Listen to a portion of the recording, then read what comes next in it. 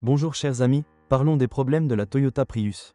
La Toyota Prius est la deuxième génération d'une voiture hybride à propulsion électro-essence produite de 2003 à 2009. La forme de la carrosserie de la Toyota Prius est inhabituelle et adaptée au concept de base du véhicule, et la majeure partie du travail a été effectuée pour maintenir le coefficient de résistance à l'air aussi bas que possible. C'est pourquoi le toit est bombé et la partie arrière de la voiture est assez haute.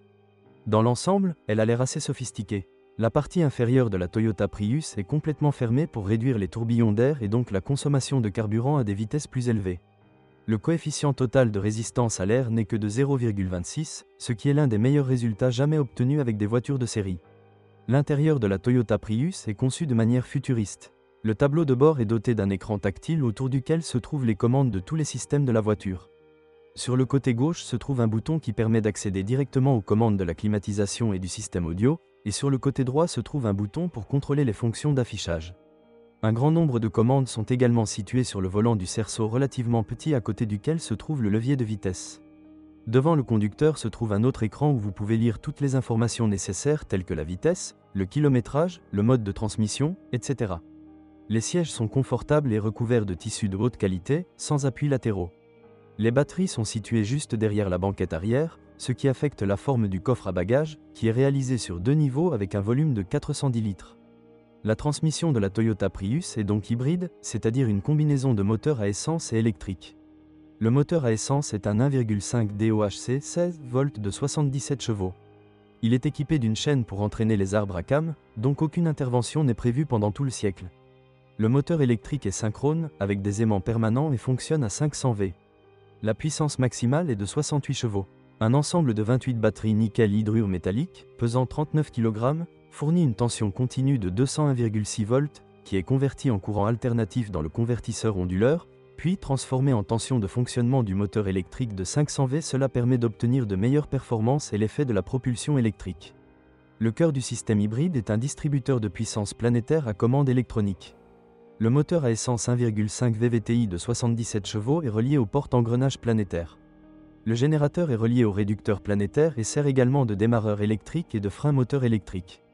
Le moteur d'entraînement de 50 kW est relié à la couronne dentée externe, qui est reliée au différentiel d'entraînement via un réducteur à arbre.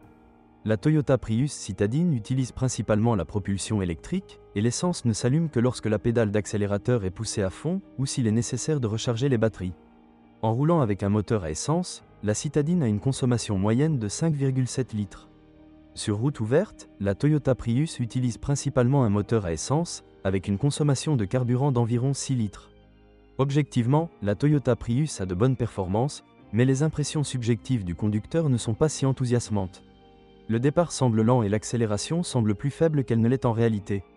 Même si vous essayez de conduire uniquement avec la propulsion électrique, vous n'y parviendrez que si vous appuyez très soigneusement sur la pédale d'accélérateur. La conduite quotidienne en ville implique certainement de faire tourner constamment un moteur à essence pour vous aider. Son comportement sur les routes sinueuses n'est pas aussi bon que sur la 26, et elles ont le même piège avant. Même l'essieu arrière, repris de la Corolla, n'est pas très sûr sur ces routes. En équipement standard, la Toyota Prius est dotée de presque tout. Climatisation auto alimentée pour ne pas interférer avec les performances du véhicule, carte clé intelligente, commande au volant, excellent système audio, frein de stationnement électrique et système de sécurité tels que ABS, EBD, répartiteur électronique de freinage, bas, amplificateur de freinage supplémentaire, et VSC, système de stabilité nouvelle génération, et 6 airbags.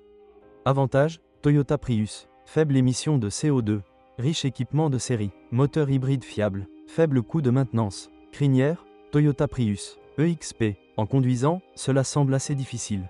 Les modèles fabriqués jusqu'en février 2005 présentaient des problèmes avec le module de contrôle électronique du moteur.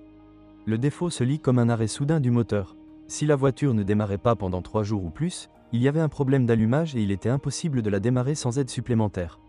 À l'intérieur, en raison de la mauvaise qualité du plastique, il a été détruit prématurément. Certains boutons, par exemple ceux des vitres latérales, ne sont pas éclairés et il est difficile de les trouver dans l'obscurité. Certains modèles ont des problèmes de clignotement des phares.